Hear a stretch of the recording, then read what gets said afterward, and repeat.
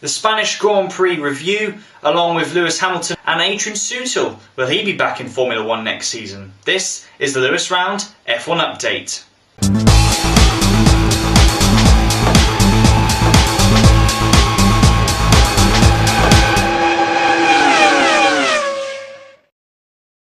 So we'll start off with the Spanish Grand Prix, and what a fantastic race. Once again, 2012, another race victory for another driver. This time, the maiden victory for Pastor Maldonado, the first Venezuelan driver to win a race in Formula 1. And he did it with a team that haven't won for nearly 9 years. Before the weekend, you wouldn't have thought Williams would be in there with a shout, but they brought some good upgrades. And Maldonado said himself that he felt a lot better in the car, but Maldonado in qualifying getting the second quickest time, just pipping Alonso, and it turned out to being the fastest time after Lewis Hamilton was excluded from the qualifying sheets for underfueling his car.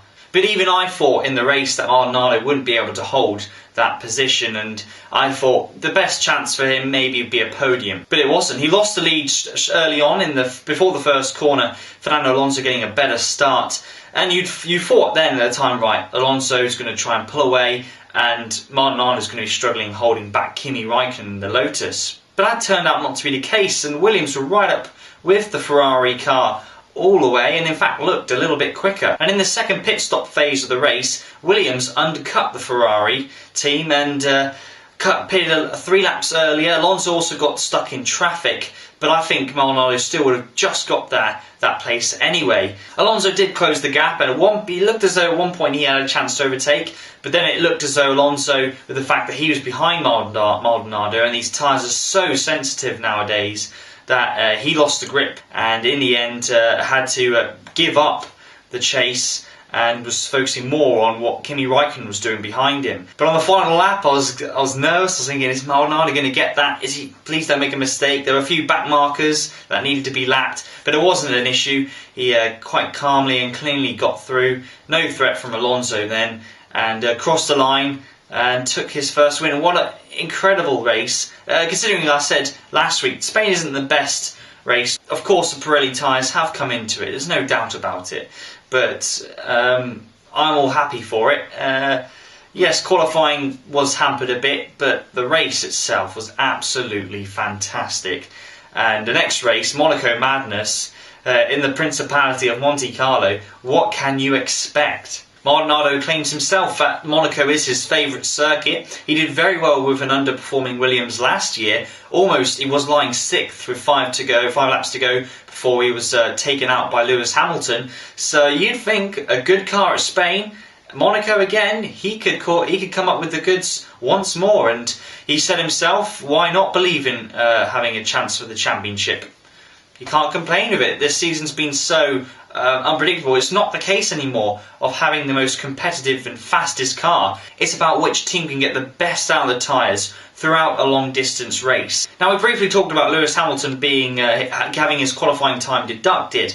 A lot of talk has been going on about particularly one national newspaper saying that Hamilton is really being pushed to the limit in terms of anger with the team, the fact that he's got chances to win races, and pit stop problems, an error with the fuel this time round. He feels as though he should be given a better job, and that he could be looking elsewhere for next season. However, Martin Whitmarsh has dismissed the rumours, saying that Lewis Hamilton, after being told the news, was an absolute professional and straight away was really looking forward to a challenging race.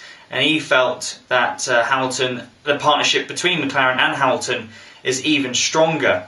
Now, I can see, as a driver myself, I can see where Hamilton feels frustrated.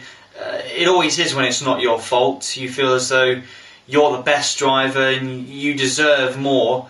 And unfortunately, Formula 1 is a team game, and you win as a team and you lose as a team. But on the subject of other teams where he could possibly go, I don't really know where there'd be a better team to go than McLaren. McLaren have given him everything since he started in Formula 1. But as you think, well, Ferrari, I doubt that he'll go to Ferrari with the previous experience with having Alonso as a teammate. Red Bull, would be the only other realistic team he could possibly join. And Mark Webber, it might be his final season at Red Bull. There's links with him going to Ferrari next year.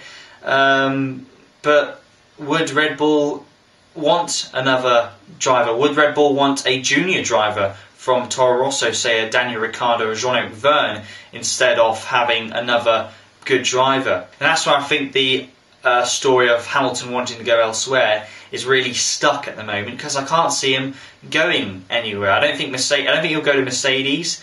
They're not a strong enough team. They're not guaranteed success at the moment. Only McLaren, Ferrari and Red Bull are those three teams that you can bet guarantee on success. And finally, Adrian Sutil has been talking about his hopes for a 2013 seat. The German lost his seat at Force India to his fellow colleague Nico Hülkenberg, who was the reserve driver last year, because he was strongly linked with a drive for Williams for this year. It didn't work out. He was found guilty. It was too late at the trial, unfortunately, for him. It was in the end of January. By then, teams want to know who their drivers are going to be. The testing started a week after the trial finished, so it was too late, unfortunately, for him. It's a shame, because his final race was probably one of his best races. His last two races, he beat both Mercedes drivers, finished 6th, was best of the rest. The Force India looked a quick car, and he beat his rookie teammate Paul di Resta, as he was expected to do.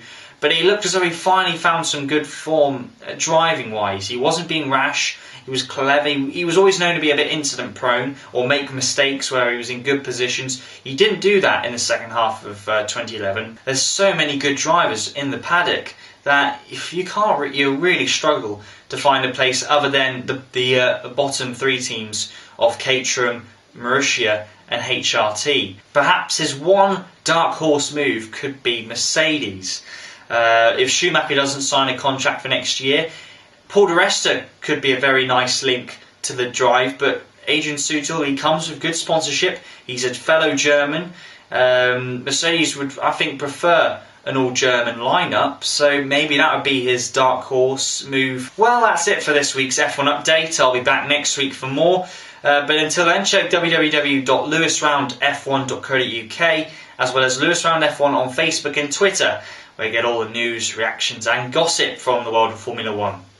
Have a great rest of your week, and I'll see you then.